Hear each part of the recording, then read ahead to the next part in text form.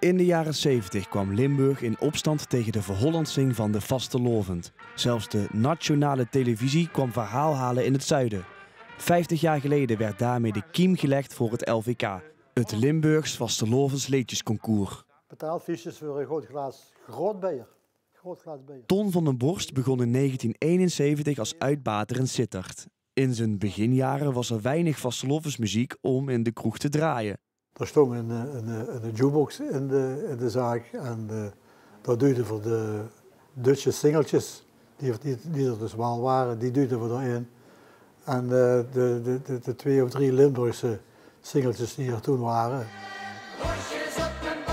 Wat er wel was, waren Hollandse carnavalskrakers. Ria val ik met worstjes op mijn borstjes en daar ligt een lijster in de la en er staan een paard in de gangen. Wat vond je ervan? Dat vond ik vreselijk.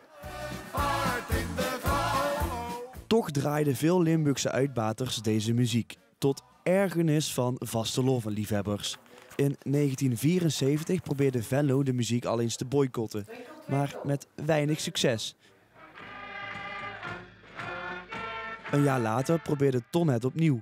Het idee werd landelijk opgepakt, want niet veel later belde de AVRO.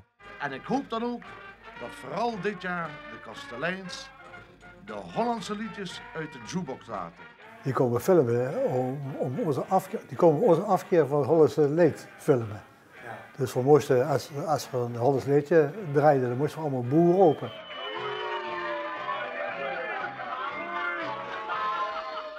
En dan direct daarna moesten we dus een zittersliedje draaien. Dat enige wat vrouwen doen.